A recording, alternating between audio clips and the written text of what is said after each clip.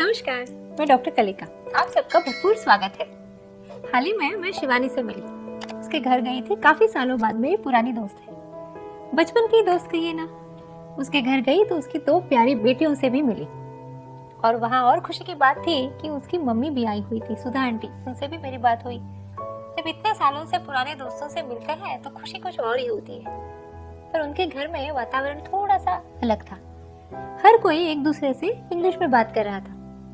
काफी देर बैठे, गप्पे शप्पे लड़ाए, फिर निकले वहां से। तो सुधा आंटी ने कहा, अच्छा हुआ तुम आई, आया करो, थोड़ी बातें होती है तो अच्छा लगता है।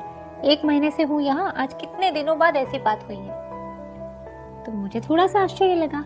मैंने कहा, क्यों? अभी तो लॉकडाउन है, सब घर पे ही है, बच्चियां भी घर पे है, तो अब तो काफी आपकी बातें होती रहती होंगी। उन्होंने कहा, नहीं वैसा नहीं है, घर में पूरा इंग्लिश वातावरण है, इंग्लिश में ही बातें होती है। तो मैं समझ तो लेती हूँ, पर वैसी बातें नहीं होती रूबरू जैसे हमने अभी की है। तो दोस्तों, ये वाले जो हालात हैं आजकल काफी घरों में दिखाई देते हैं। भारत में भी देख रहे हैं, बड़े बड़े शहरों के काफी घरों में हमें दिखता है कि आपस में लोग इंग्लिश में ही बात करते हैं। जब बात निकली ही थी तो शिवानी ने कहा, ऐसा नहीं है, हम तो हिंदी में बात करना चाहते हैं, किंतु हुआ ये कि बचपन से बच्चियों को इंग्लिश की आदत पड़ी, बाहर की दुनिया में उन्हें कोई अनपढ़ ना कहे, इसीलिए हमने भी उनके साथ इंग्लिश में बात करना शुरू कर दिया। और धीरे धीरे आदत पड़ गई तो बच्चियां इंग्लिश में ही बात करती रही। फिर अब बड़ी हो रही है तो हम अगर अपनी भाषा का आग्रह करेंगे तो ये बात भी नहीं करेंगी, तो इससे अच्छा है हम ही इंग्लिश में बोल लेते हैं। तो ये जो परिस्थिति यहाँ तक आ गई है, इसे बदलना चाहते हैं सब लोग। हर कोई चाहता है कि हमारी मातृभाषा, हमारी भाषाएं हमारे साथ रहे, किंतु लगता है कि परिस्थितिवश ये सब बदल रहा है। तो इस प्रश्न का उपाय क्या हो सकता है, ये मैं सोच रही थी और मेरे सामने एक बहुत अच्छा उपाय दिखाई देने लगा। दुनिया भर के जो भाषा शास्त्रज्ञ हैं वो आजकल यही बता रहे हैं कि वो दिन गए जब एक ही भाषा सीखनी है और वही भाषा पूरी दुनिया पे राज करेगी।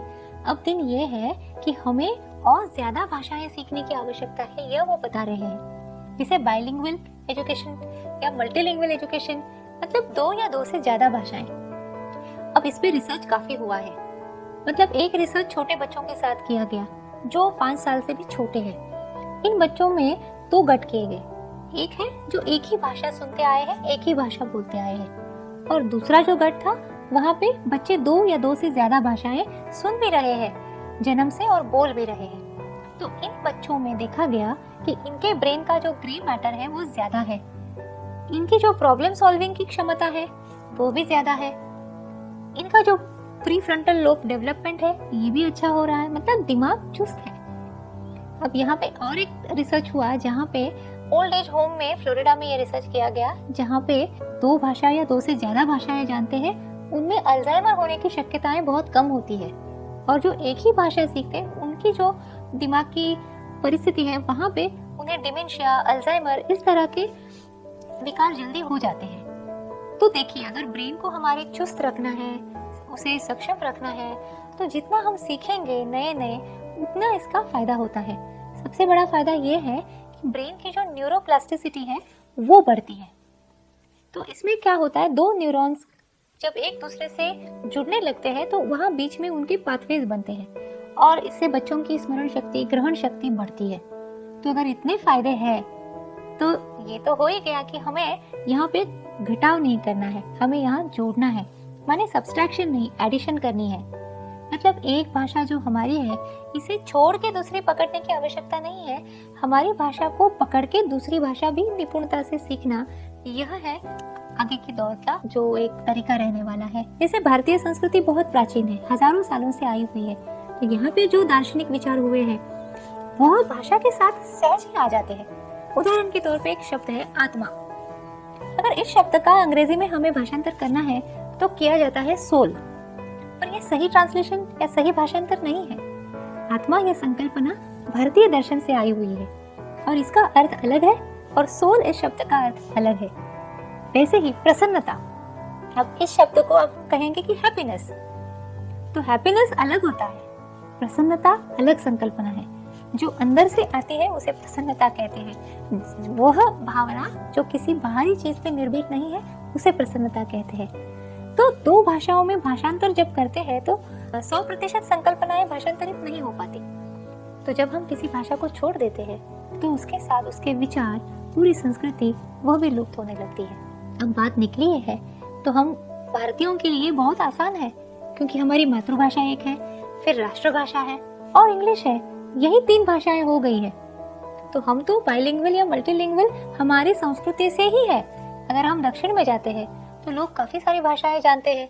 जैसे कोई है जो कन्नड़ जानेगा तो तेलुगु भी जानता है, तमिल भी जानता है, मलयालम भी जानता है। अगर हम उत्तर में आते हैं तो उत्तरी भारत में गुजराती, पंजाबी, बंगाली, मराठी, भोजपुरी, ये भाषाएं भी एक दूसरे पास पास की है, तो समझ में तो आ ही जाती है, सीखना आसान हो जाता है। तो हमारे लिए, हम जिस देश में रहते हैं वहाँ पे ये सीखना आसान है। किंतु मातृभाषा का जो महत्व है ये तो वैसे आप लोग जानते ही है, किंतु इसका सबसे जो महत्वपूर्ण मुद्दा है वो ये है कि मातृभाषा सीखने से हमारी जो सेल्फ एस्टीम जिसे कहते हैं या आत्म प्रतिमा कहते हैं, स्व प्रतिमा कहते हैं, वह बहुत ही सक्षम बन जाती है। इसका एकमेव कारण है कि जिसे मातृभाषा आती है उसे ये पता है कि मेरी भाषा अच्छी है, उस भाषा से आने वाली संस्कृति भी अच्छी है, उसके विचार भी अच्छे हैं। ये भाषा जिन लोगों के साथ मैं बोलता हूँ या बोलती हूँ वो मेरे माता पिता भी अच्छे हैं। तो यहाँ पे जो सेल्फ प्राइड है वो बनी रहती है और वो अपने जड़ों से जुड़ा हुआ मजबूत व्यक्तित्व रहता है। जिस बच्चे को बचपन से बताया गया है कि अरे मातृभाषा छोड़ दो, तुम पहले अंग्रेजी सीखो, इंग्लिश में बात करना सीखो, तो हम उसके सॉफ्टवेयर में वायरस डाल देते हैं। और ये है वो गुलामगिरी का वायरस जो अंग्रेज पीछे छोड़ गए। इसी वजह से तो उन्होंने इंग्लिश यहाँ लाई थी कि इस देश को अगर तोड़ना है तो इसका स्वाभिमान तोड़िए। और स्वाभिमान कब टूटता है? जब उनकी भाषाएं टूटती है, उनका अपनी संस्कृति की से लगाव टूटता है, छूटता है। तो यह होता है मातृभाषा छूटने से। और फिर खोखले व्यक्तित्व है जहाँ से लीडरशिप क्वालिटीज नहीं दिखती है। अगर हमें हमारा देश, समाज और कुटुंब सक्षम बनाना है तो हम इतना तो कर ही सकते हैं कि अपने घरों में अपनी भाषा बोले और बाहर की दुनिया के लिए बच्चों को इंग्लिश भी सिखाएं। बच्चे सीखेंगे, उनमें वो क्षमता होती है। हम माता पिता बन के डरने की आवश्यकता नहीं है। बच्चे इंग्लिश भी सीखेंगे क्योंकि हमने तो उन्हें स्कूल में डाला हुआ है, वो उसमें पढ़ रहे हैं, बच्चों के साथ है। तो 8-9 घंटे बाद बच्चे इंग्लिश में ही, अगर सब इंग्लिश के वातावरण में ही सीख रहे हैं, तो हमारी जिम्मेदारी है कि हम मातृभाषा घर में बोलते रहे। यहाँ पे यूएस में मैं काफी सारे कुटुंबों में मिली हूँ, तो कितने सारे लोग हैं जिन्होंने ये भाषा अपने घर में बनाई रखी है। यहाँ पे भी मराठी शाला होती है, हिंदी के स्कूल होते हैं, तेलुगु के स्कूल होते हैं। तो जो भी जनता जागरूक है वो दुनिया के किसी भी कोने में क्यों ना हो, अपने बच्चों को अपनी भाषा सिखाते हैं और इसका फायदा उनके व्यक्तित्व में दिखता है। और इसी से जुड़ी हुई एक बहुत महत्वपूर्ण बात है जो मैं हमेशा से सबको बताना चाहती हूँ। मेरे यहाँ जब काउंसलिंग के लिए माता पिता आते हैं तो बोलते हैं कि आजकल हमारे बच्चे हमसे आदर से बात नहीं करते, हमारी बात सुनते नहीं हैं। तो इसका एक छोटा सा कारण यह भी है कि हमने ही उन्हें दूर किया है अपनी भाषा से। हम जिस इंग्लिश में उनसे बात करते हैं, क्या हम सही मायने में उसमें उतने निपुण होते हैं? हमने वो सीखी हुई भाषा है, उसमें हम अपना भावनिक और सामाजिक संदर्भ नहीं ला पाते।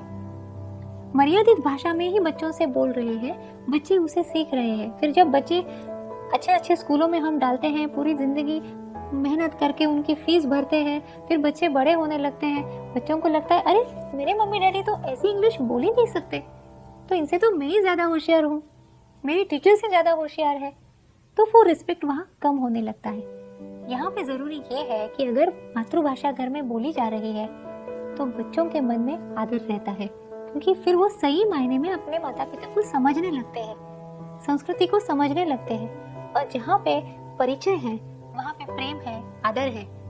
जब हम बच्चों को अपनी भाषा नहीं सिखाते तो कहीं ना कहीं इनडायरेक्टली हम उन्हें हमसे स्वयं से भी दूर रखते हैं, उन्हें वंचित करते हैं। तो अगर हमें ये नहीं करना है तो छोटी सी बात है कि अपने घरों में अपनी भाषा बोलिए, डरिए मत। नौकरी के लिए, करियर के लिए इंग्लिश तो बच्चे सीख ही लेंगे, उसके लिए आप है ना उन्हें मदद करने के लिए, किंतु घर में अपनी भाषा बोलना बहुत ही आवश्यक है। 26 जनवरी हाल ही में हमने मनाई है। हम हमेशा कहते हैं कि देश के लिए लोगों ने इतना कुछ किया। सच में हमारे यहाँ जो मौखिक परंपरा रही है उसी की वजह से आज हमारे पास उपनिषद है, वेद है, कितने सारा बड़ा साहित्य है जो आज भी हम पढ़ सकते हैं, समझ सकते हैं। तो ये सब आया है पिछले पीढ़ियों के कारण। और हमारा ये दायित्व बनता है कि हम हमारे पास जो आया है वो आगे की पीढ़ी के हाथ में दे दें। इतना देश कार्य, समाज कार्य तो कर ही सकते हैं, और वो कुछ नहीं तो अपने बच्चों के लिए तो इतना कर ही सकते हैं। इतने बड़े जो धरोहर हमारे पास है, इसे हम अपने बच्चों से वंचित नहीं रख सकते। अगर आपको ये विचार पसंद आए हो तो लाइक कीजिए, शेयर कीजिए, सब्सक्राइब कीजिए, और हाँ, बेल आइकन दबाइए ज़रूर, ताकि अगली वीडियो जब आएगी तो आपको पहले नोटिफिकेशन मिल जाएगी। खुश रहिए, फिर मिलते हैं।